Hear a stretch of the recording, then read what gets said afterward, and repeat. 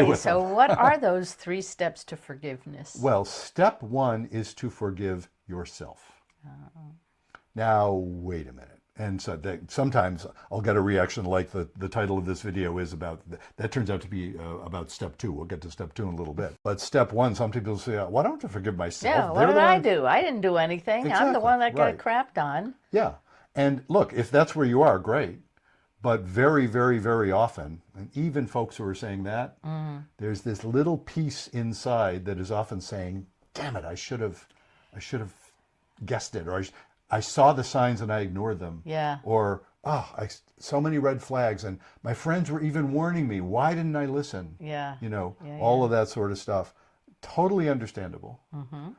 And also psychologically adaptive. There's a reason why we blame ourselves, even if rationally and morally we really shouldn't be to blame. Do you know? And the examples I always give in this context, I've worked with so many adults who were sexually abused as children, let's say, and from a young age, who still on some emotional level blame themselves for not putting a stop to it. Right.